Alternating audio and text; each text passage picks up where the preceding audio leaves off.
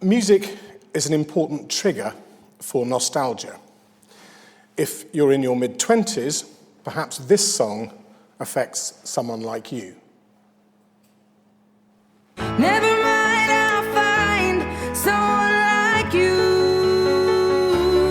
I wish nothing but the best of you.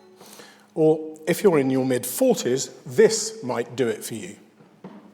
You know it's true, everything I do. I do it for you. If you're in your mid-60s, maybe this is a bridge to your past. And pain is all around, like a bridge over troubled water. I will lay me down. One thing's for sure, nostalgia isn't what it used to be. Teenagers share music with each other. It's part of group bonding. That's the time in your life when you develop your identity. Rapid neurological development occurs in the teenage brain, and teenage experiences become hardwired into the brain. The growth hormones of puberty indicate to our brains that everything at that time is important, including the music that we hear. The word nostalgia is derived from two Greek words, nostos, meaning homecoming, and algos, meaning distress, nostalgia. That term, nostalgia, is a late 17th century coinage, which described the homesickness felt by Swiss mercenaries. Most evidently, nostalgia among Swiss mercenaries could be brought on by hearing a folk song that reminded them of home. Less obviously, perhaps, nostalgia could be brought on by observing the changing of the seasons, say, falling leaves in autumn, which reminded the mercenaries of their impermanence. The word nostalgia was first published by the Swiss physician Johannes Hofer in 1688. Dr. Hofer classified nostalgia as a disorder of the imagination. Old definitions of nostalgia tend to reference homesickness, as, for instance, a form of melancholia caused by prolonged absence from one's home or country. However, nostalgia has subsequently been demedicalized, and these days is classified not as a disease, but as an emotion. Nowadays, we see nostalgia as a sentimental longing or wistful affection for a period in the past, or a feeling of pleasure and also slight sadness when you think about things in the past. Here's something that makes me nostalgic.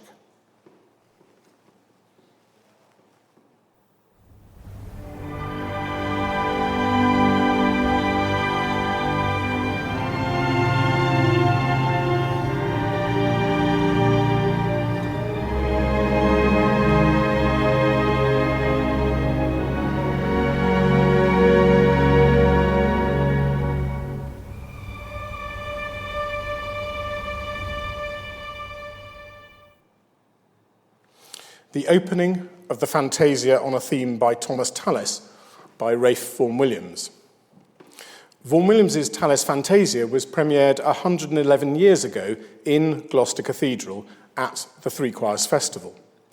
I personally don't have a specific affinity with Gloucester's glorious Romanesque and Gothic cathedral, or indeed with the 3 centuries-old Three Choirs Festival.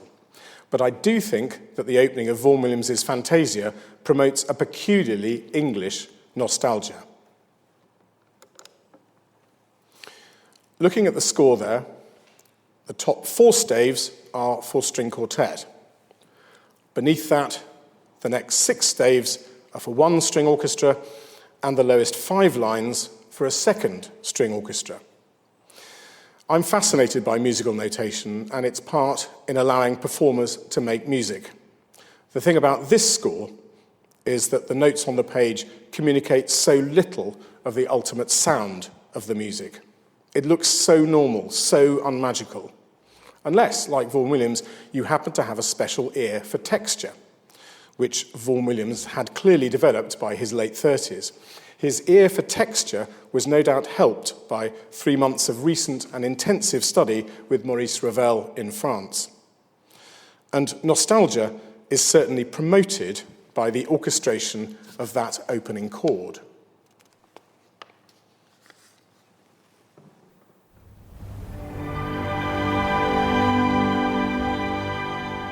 The chord is G major. It's spaced over 5 whole octaves, but there are no notes in the second octave down. The upper middle notes aren't there. In terms of the body of sound, the chest is missing. This contributes to the static yet unsettling nature of the chord.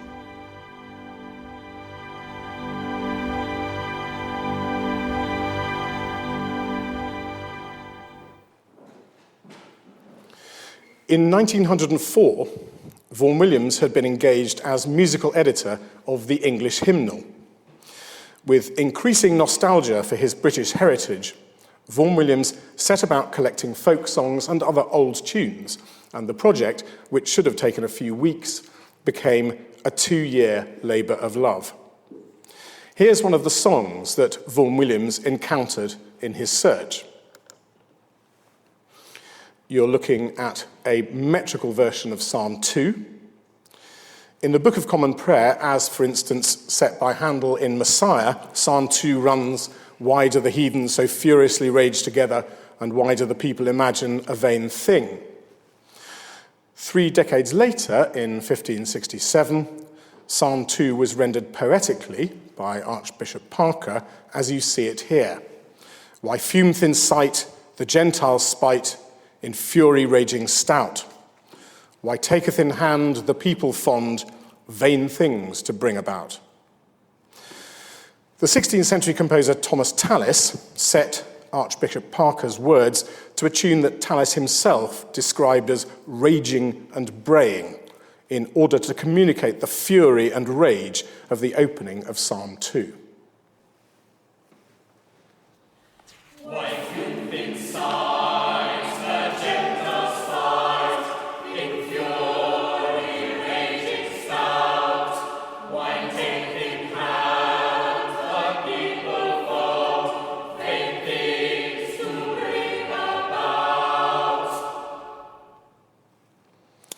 So, in his Tallis Fantasia, after its magical opening, Vaughan Williams continues to lay nostalgia on with a trowel. First, with a high-held note with no meter, which stretches time. Then he takes that Tallis psalm tune, slows it down, and gives it to plucked instruments, think lyres and harps of Old Testament psalms. And the quiet plucked tune is punctuated by parallel motion in the bowed strings. Parallel motion suggests medieval organum, the simplest form of which comprised consecutive parallel intervals. So, stretching time with a held note, quietly plucking Tallis's tune, and answering that with antique referencing parallel intervals, it's all about cultural nostalgia.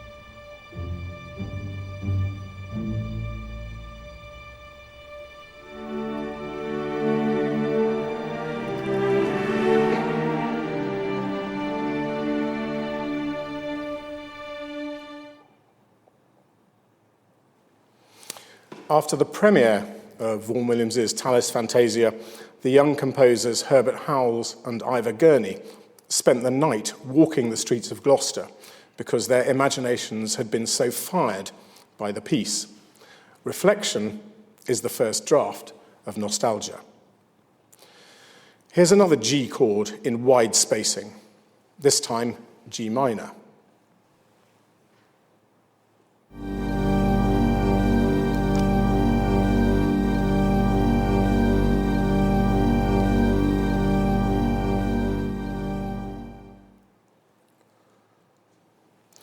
The opening of Pink Floyd's concept album, Wish You Were Here, recorded over several tortuous months in 1975. It was Pink Floyd's next album after Dark Side of the Moon. The opening song, Shine On You Crazy Diamond, is a tribute to former band member and frontman Syd Barrett, who had left Pink Floyd 7 years earlier, a troubled soul with serious mental health issues. Hence the album's title, Wish You Were Here.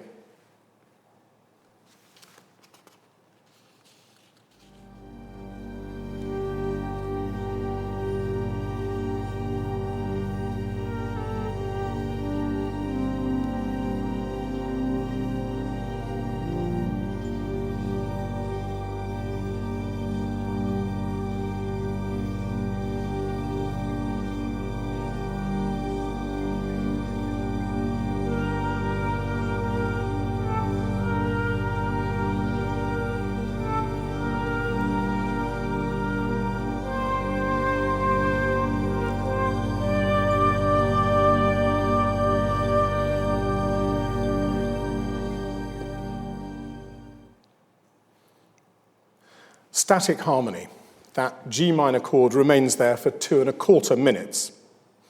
The long-held chord stretches time back into the past. And it's an unusual thing to do in rock music, even in prog rock. And that wide G chord tells you that something special is going on. Whether bassist Roger Waters, who composed the album, had heard Vaughan Williams's Tallis Fantasia isn't clear, but Pink Floyd certainly knew about instrumental textures and how to create purely instrumental effects without lyrics.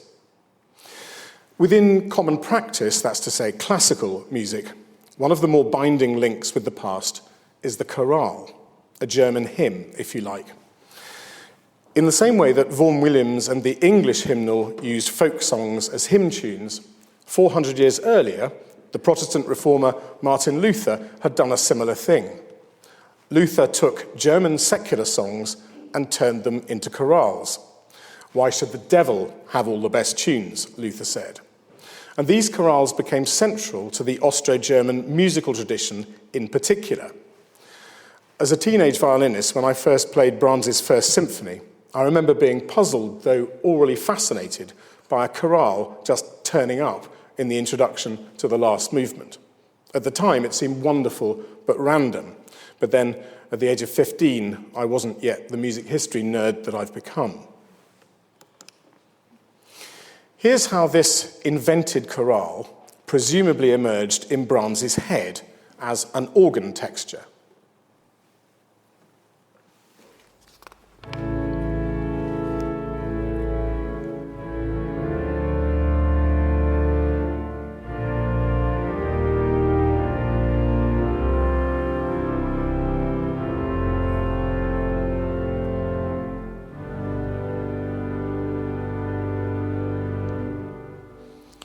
And so, in imitation of that organ texture, in the symphony, the chorale is first heard on trombones and bassoons.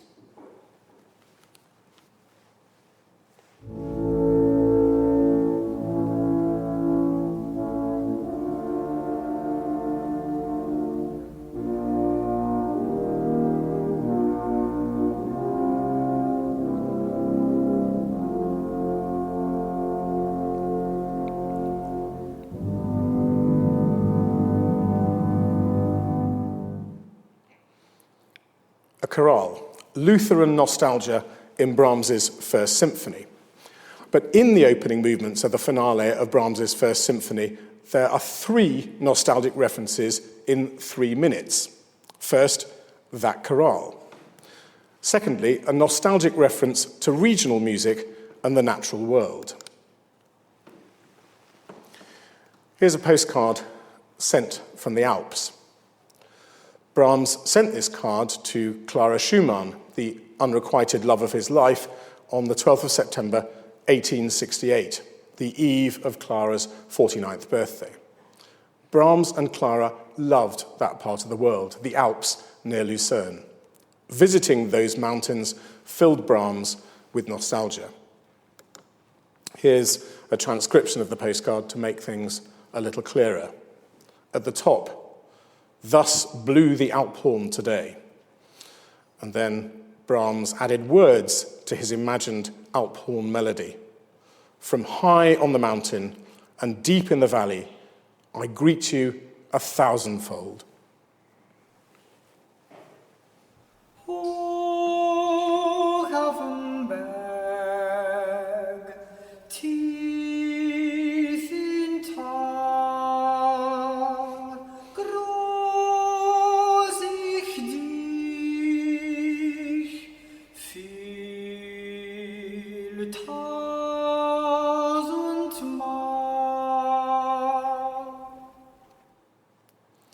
Here's how that Alp horn theme appears in Brahms's First Symphony, both before and after the chorale.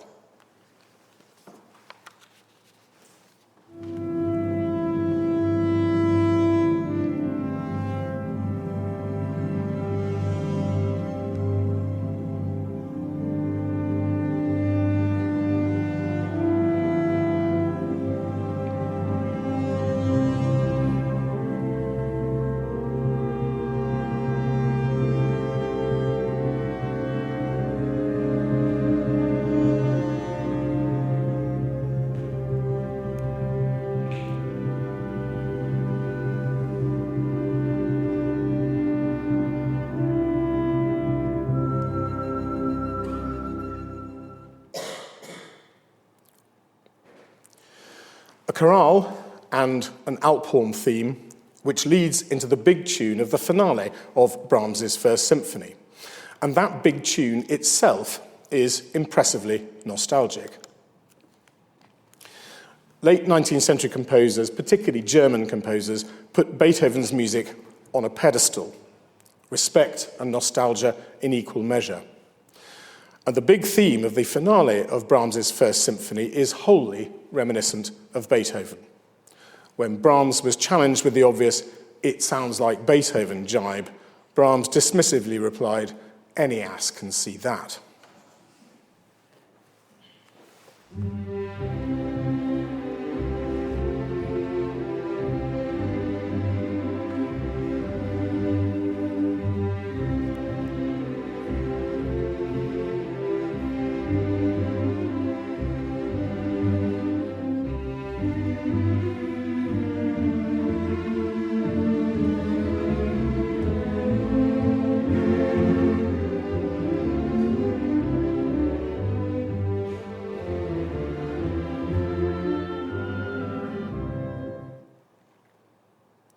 Three very different nostalgic gestures within 3 minutes of the same Brahms symphony: the natural world, Germany's Protestant musical heritage, and the Austro-German symphonic tradition.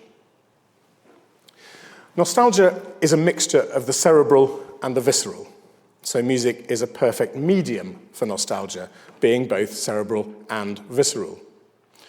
Nostalgia is also a mixture of bitterness and sweetness, again, perfect for music, which, particularly since Mozart's day, has been able to communicate different emotions simultaneously in the hands of the canny composer. American Beauty, a film of 1999, has nostalgic subject matter. The film depicts a dead man talking about his midlife crisis when he was alive. The composer of the score of American Beauty is Thomas Newman. The time shift that suggests the dead man looking back on his life is initially portrayed by Newman's score as a long-held interval. And like our early examples of Vaughan Williams and Pink Floyd, at key moments, any clear rhythmic meter is consciously avoided, partly by proceeding very slowly. Also in American Beauty, parallel motion, reminiscent of the old technique of medieval organum, is present in the left hand of the piano. It takes us back in time. In an age where put a beat behind it is so often the main musical device, to have no meter is one comprehensive way of demodernizing things, looking backwards, promoting a feeling of nostalgia. So the cue, Any Other Name in American Beauty, begins with a long-held interval, and then the parallel movement in the left hand of the piano follows.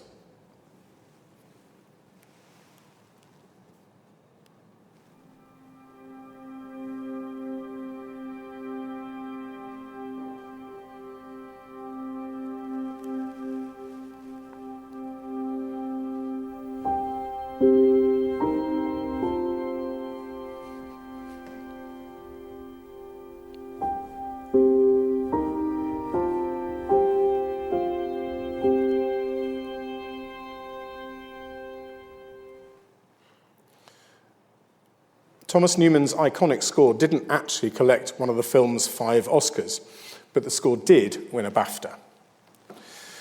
Here's another example where the subject matter is itself nostalgic and the music reflects that nostalgia.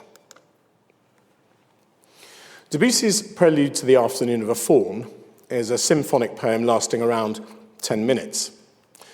Afternoon of a Faun is based on a poem by the French symbolist poet Stéphane Mallarmé.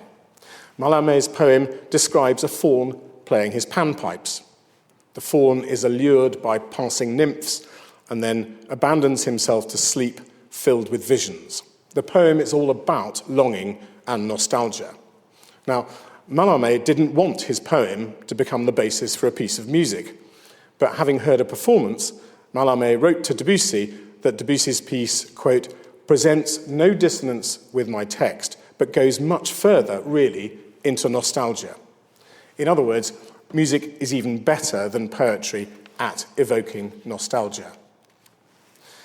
Here's the end of Debussy's Afternoon of a Faun, where 2 French horns and the second violins recall the opening of the piece, an instance of micro-nostalgia in itself.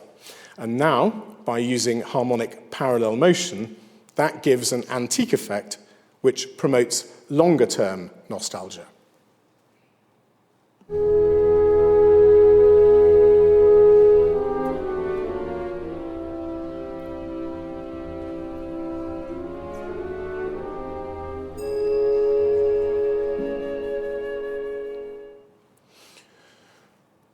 Although bubbling up for many years, in the early 20th century, the early music pioneers set about their business in earnest. In England, there was a renewed interest in the music of the Golden Age, essentially the long 16th century.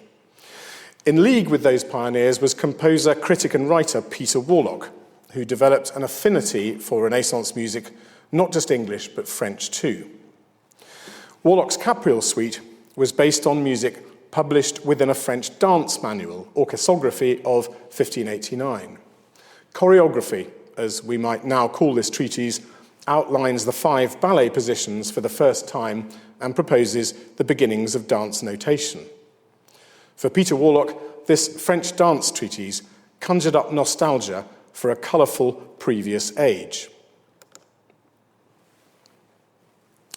Here's a song for 4 voices. Along the top, superius, soprano if you will, then concertenor, alto if you will, beneath that the tenor part, and beneath that bassus, bass. Belle qui tient ma vie is the title of one of the dances in that French treatise, Orchesography. In English, beauty who holds my life captive in your eyes, who makes my soul glad with a gracious smile, come soon to rescue me, or I'll need to die. Belle qui tient ma vie, captive dans tes yeux, qui ma l'âme ravit, d'un sourire gracieux, bientôt me secourir, oh, me faudra mourir, bientôt me secourir, oh, me faudra mourir. In the Capriole Suite, these late Renaissance dances are heard through Peter Warlock's interwar ears and given a new lease of 20th century life, but always with a nostalgic eye on the past. It would have been easy as a troubled individual in the 1920s to assume that life in the 16th century had been simultaneously more colourful and culturally more secure. This is Warlock's take on the late 16th century.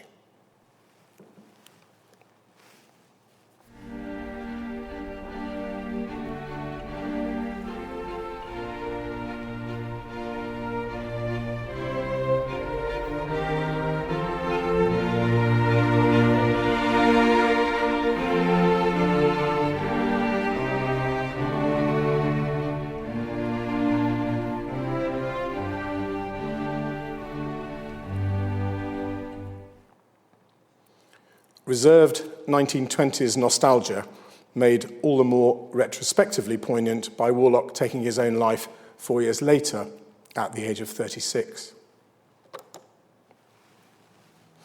Igor Stravinsky created havoc in Paris in the early 20th century, and specifically with his ballet The Rite of Spring, premiered in 1913. You can experience a full and authoritative account of the contents and effect of this ballet on the Gresham College website in a lecture given in January 2020 by our Gresham Professor of Music, Marina Frolova-Walker. The lecture is called The Rite of Spring, A Failure and a Triumph, and it's not to be missed. But for now, you'll have to make do with me reminding you that The Rite of Spring was based on Lithuanian folk melodies in an attempt to conjure up scenes of ancient Russia. So Stravinsky's modernist Rite of Spring is about the past and was subtitled Pictures of Pagan Russia. One of the Lithuanian folk tunes that Stravinsky used was Tu manu seserele, you, my sister, you, little swan. If you want to have hardship, then marry a serf.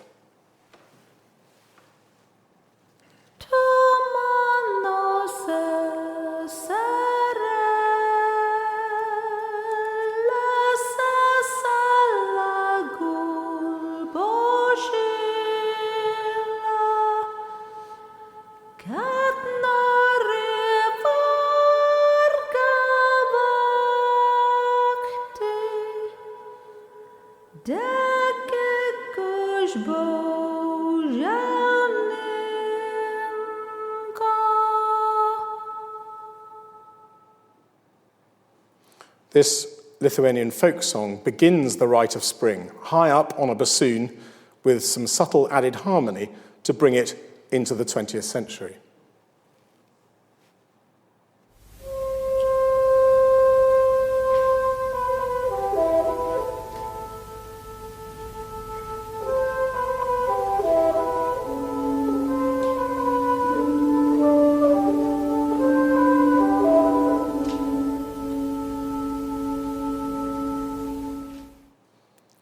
Pictures of ancient Russia through nostalgic early 20th century eyes.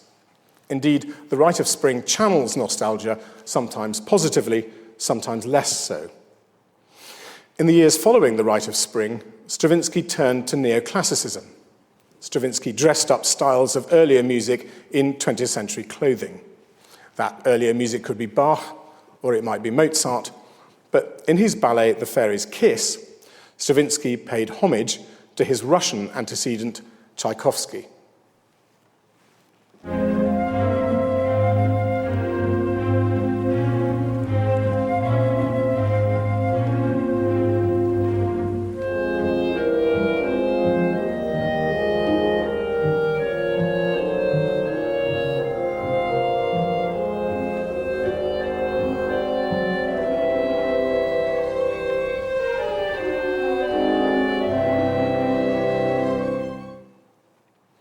Stravinsky writing nostalgic Tchaikovsky.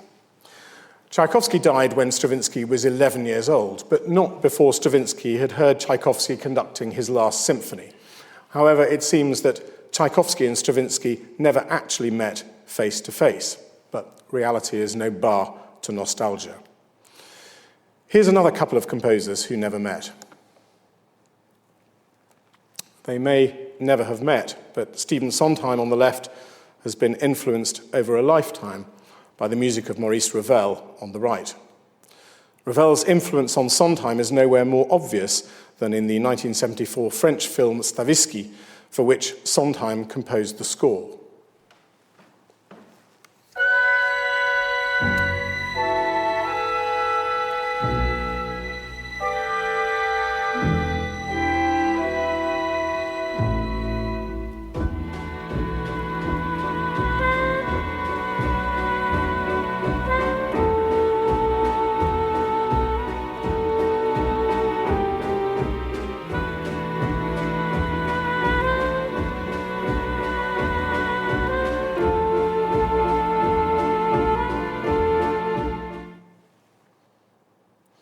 I was fortunate enough to interview Stephen Sondheim some years ago in the garden of his home in New England. I put it to him as gently as I could that the music of early 20th century France had had a significant influence on him. In the manner of Brahms's riposte that any ass could see that his first symphony was heavily influenced by Beethoven, Sondheim more wittily but equally honestly replied, "Yeah, Ravel should get royalties."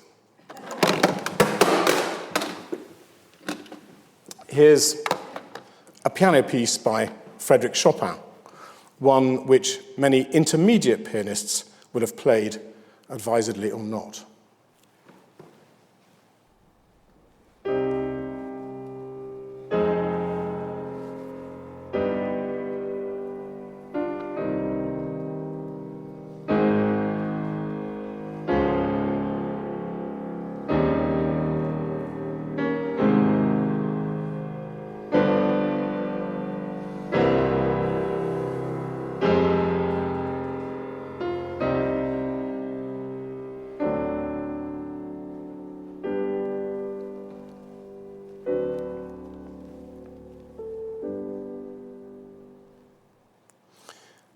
In 1970, Barry Manilow wrote a song called "Could It Be Magic?" After revision and further remixing, it became one of his earliest hits. Some years later, Manilow spoke about the genesis of "Could It Be Magic?" "I wrote it after a glass of wine," Manilow said, "and I thought I'd come up with the coolest batch of chords in my composing experience. Then I realized that before I'd had that glass of wine, I'd been playing my Chopin preludes. And there was that prelude in C minor going through my head. So I wrote the song around the prelude in C minor." It's a remarkably successful contrafactum, if that's the right term. What's most impressive is that it embraces both ballad and rock.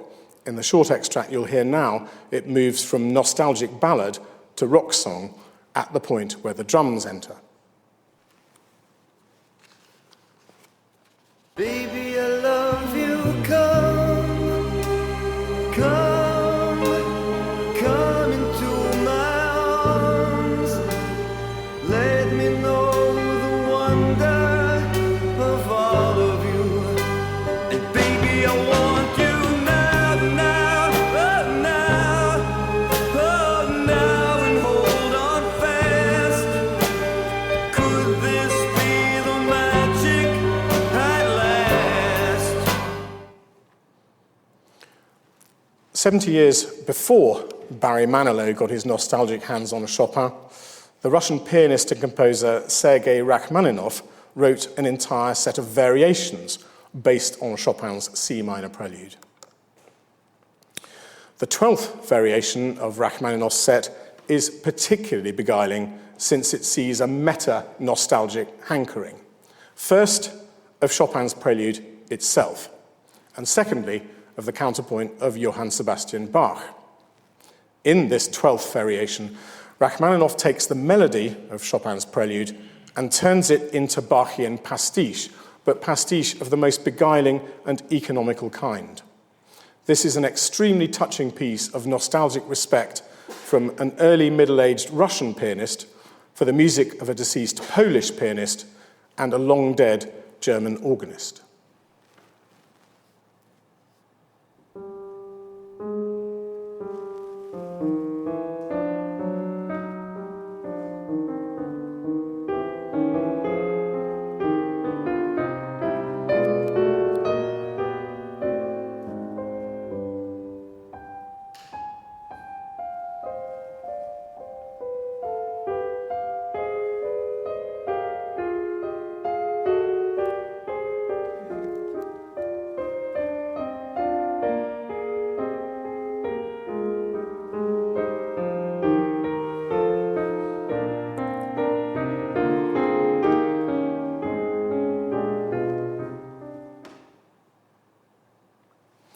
Dual nostalgia for the 19th and 18th centuries through the lens of the opening of the 20th century.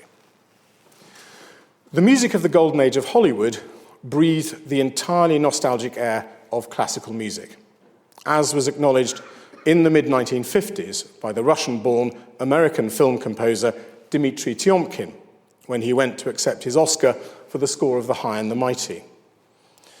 Tiomkin didn't thank his family, or his manager, or the film's director, or the orchestra, or even the film's star, John Wayne.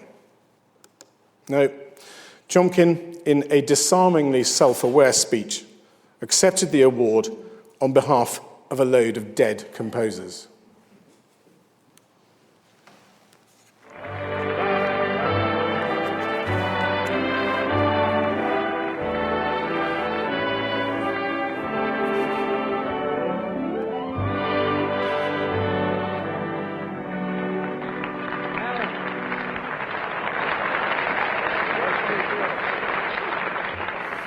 I like to thank Johann Brahms, Johann Strauss, Richard Strauss, Beethoven, Mozart, George Gershwin, Jerome Kern, Wagner, Tchaikovsky, Rimsky-Korsakov. Thank you. One of the unsuccessful nominees for the Oscar that year was the composer Franz Waxman. After the ceremony, Waxman criticized Dmitri Tiomkin for his insincere acceptance speech. Tiomkin acidly responded to Waxman, "I don't know why you're so annoyed, Franz. I don't hear any influences of those great composers in your music." And so, I'll get to the point. The reminiscence bump is the tendency for people over 40 to have increased or enhanced recollection of events that occurred during adolescence and early adulthood. This was pointed out by the late Professor Alan Parkin of the University of Sussex in 1996 in the paper Things That Go Bump in Your Life. In 2018, Seth Stevens-Davidovitz analysed data from the streaming service Spotify and published his conclusions in the New York Times. Stevens-Davidovitz worked out that people have particular affinity for songs that were released when they were young teenagers, specifically 11 to 14 years old for a girl and 13 to 16 years old for a boy. Even more specifically, the average age for the reminiscence bump is 13 years old for girls and 14 years old for boys. Calling all 60-year-old males our reminiscence bump is apparently the year 1975, and I was initially skeptical. And yet, my favourite album is A Trick of the Tail by Genesis, released, yes, in 1975. My other favourite I mentioned near the start of this lecture. Indeed, I talk about its opening as often as I can. The album Wish You Were Here by Pink Floyd, yes, 1975. Also released in 1975 was Queen's Bohemian Rhapsody, but that's a classic and has never dipped in popularity and respect since its release, so that doesn't count. Indeed, classical or classic music is different to most pop music in that our reception of the classical canon isn't tied to dates of composition. But, like everyone attending this lecture, I have pieces of classical music that I find more compelling than others, and it's sometimes difficult to explain why. As I mentioned in my second lecture on music and the BBC back in January, I went to my first BBC Proms concert in 1980. But I had been listening obsessively to the Proms from my home in Staffordshire for 5 years before that. Indeed, I started listening in 1975, my reminiscence bump year, quite fortunately, I think. And here are some of the pieces that were broadcast on Radio 3 as part of the BBC Proms in 1975. Stravinsky's The Soldier's Tale, William Walton's Facade, the Fifth Symphony of Vaughan Williams, Stravinsky's opera The Rake's Progress, Johannes Ockegham's late 15th century motet Intemorata Dei Mater, Stravinsky's ballet The Rite of Spring, the tuneful Fifth Symphony of Schubert, and the spacious First Symphony of Sibelius, Benjamin Britten's Serenade for tenor, horn and strings, Beethoven's Grosse Fuge, Palestrina's double choir motet Stabat Mater, Britten's opera Peter Grimes, and Elgar's seminal Introduction and Allegro for string orchestra. Now, I realise that those pieces may well feature on many people's lists of favourite music, but that all those pieces appeared in the 1975 Proms season still strikes me as more than coincidental in my case. And for me, the intense love that I have for all those pieces of music does create a nostalgic feeling every time I hear each one of them. But that feeling of nostalgia isn't living in the past. Rather, it's my mind channeling warm emotions from the past in order to offer emotional comfort or to resolve conflict in the present. Perhaps the rawest and most self-referential nostalgia for musical performers is the knowledge that there are certain things we can no longer perform. I haven't, for instance, been able to sing the opening verse of Once in Royal David's City for getting on for 50 years. You're not allowed to do that after your voice is broken. And the nostalgia for that particular beam of Christmas limelight deepens year on year. And some years ago, I moved from violin to viola, so the violin repertory is something I'll not feel under my fingers again. And so it goes. I won't reel off all the musical things I can't do anymore. We have not world enough and time. Sentimental remembrance of times past is nowhere made clearer than in Richard Strauss's opera Der Rosenkavalier. It's my favourite opera, and I saw it first, yes, in the mid-1970s. The tragedy in the plot of Der Rosenkavalier is that of an older woman, the Marschallin, who gives up her young lover to a younger woman, Sophie. Strauss tugs at our heartstrings in a devastatingly effective, indeed manipulative way. But there's nostalgia for the singer as well. As a young woman, a lyric soprano may sing the role of Sophie, and as an older woman, she may play the Marschallin. So not only does the character of the Marschallin hanker after the past, but the singer who plays the Marschallin may hanker after a past when she used to sing the younger role of Sophie. And so maybe nostalgia is exactly what it used to be. A bittersweet recognition of the passing of time. Sweetness, because those past times are often seen through rose-tinted spectacles, whether they were, in reality, as good as they seem now. And bitterness, because you can't live through those times again. Music is particularly good at blurring the boundaries between bitterness and sweetness. Put in musical terms, a major chord isn't always happy, and a minor chord isn't always sad. A musical dissonance isn't an unpleasant sound in and of itself. No, a dissonance is a chord that requires resolution. And nostalgia, it seems to me, is a view of the past that demands resolution in the present.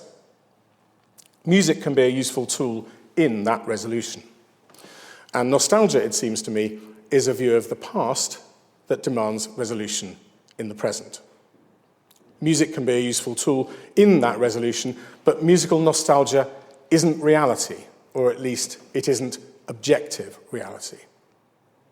By definition, subjective reflection is the first draft of our warped nostalgic memory.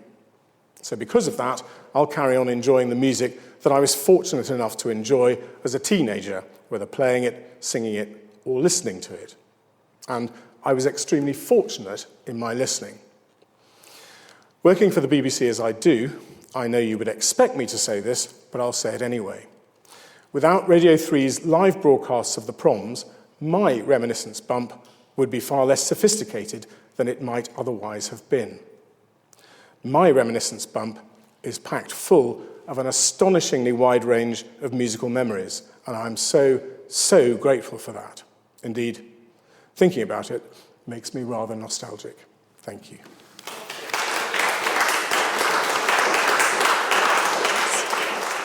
Is there something about particular chord sequences that seem to trigger emotions irrespective of genre? I love Gresham questions. There are chord sequences that have been around for a very long time and that persist. I mean, I guess you could say that the whole point about tonal music, common practice music, is that it relies on a system of harmony and counterpoint that we still teach today. So yes, by definition, there is a way in which you can, and we sort of load common practice music with those bankers, as it were, those things that can happen. The whole concept of a ground bass, a repeating bass, the whole concept of repeating chord sequences, it goes throughout the whole common practice music. So yes, there is, and that is entirely irrespective of genre. And interestingly, it comes back, a lot of it, in pop music. So yes, there is a cycle of using certain chord sequences. Well, as Barry Manilow proved there, he genuinely thought he'd written a great song, and he had written a great song. It just happened to be based on a chord sequence by Chopin. But I'm not going to criticise him for that, nor would I expect him to stop at that point.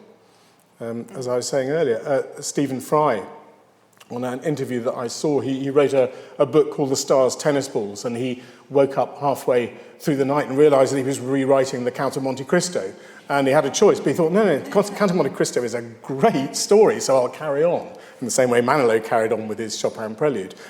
So yeah, there are, and I suppose when I teach harmony and counterpoint, which I do, that's essentially what one's doing. One's focusing on the things that happen again and again, and using those as hooks to hang composers. And I suppose going further than that, how do you decide if a composer is, a valid, as it were, composer, is that they're able to use the standard chord sequences, but to make them their own, as Manilow does in his song, compared to Chopin in his prelude, and then Rachmaninoff comes and does something entirely different.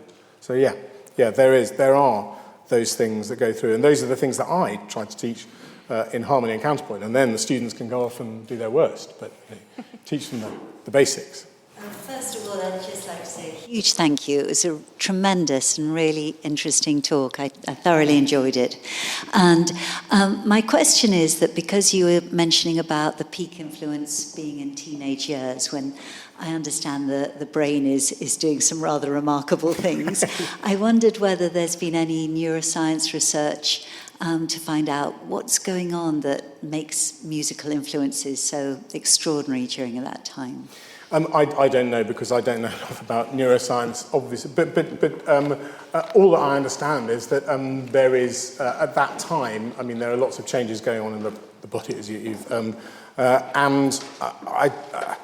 I don't know, but I think that what happens... Look, I know nothing about this subject on a technical level, but I think that when we listen... And please, somebody that knows, tell me, but I think when we listen to a song that we like, it triggers the release of dopamine, serotonin, oxytocin...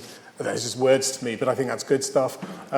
So yes, as far as I'm concerned, there is good stuff going on, and that survives in later years. But you'd have to ask a neuroscientist. But I imagine so. I imagine there's a very obvious link there. But yes, that's where I have to stop, because I just know what I feel, and the science at the moment has surprised me in being very accurate about my own adolescence, scarily so, actually. Where do you think the line is between nostalgia and influence? Because in most of the examples you put, they are being influenced, but I don't know how you distinguish between the two. Or is it all nostalgia influence, or is it just objectively like that, the copying of the past? Well, over the last few months when I've been thinking about this, I've been asking exactly that question to myself, and I think what you've just outlined is exactly what I've been going through. Sometimes I thought, no, it's not nostalgia, it's just all influence, it's just what happens. There are these standard progressions, and some composers use them in some ways, and that's influence, and that's history. Brahms is going to be influenced by Lutheran chorales, he's going to be influenced by Beethoven. And so, yes, sometimes I think it's just influence, and then at other times I think, well, it's entirely nostalgically driven. And then at other times I think it's probably, the answer lies about halfway between, that some of it is nostalgia and some of it is cultural heritage, and sometimes it's very difficult to tell between the two, and I think we all probably find something a little bit scary about that. We don't actually know if we're just being driven by this cultural influence. Oh, I'm British, so I must like Vaughan Williams, and I must understand, the sort of the Gloucester Cathedral's beautiful and those rolling hills and all that. So, there's that cultural influence. Or is it the fact that there is something more nostalgic? And the answer is I've gone through every part of that spectrum, and brilliantly I've come up with absolutely no answer. I have one more from the online audience. This might be a Gresham question. Is there a place for Barber's Adagio in your analysis?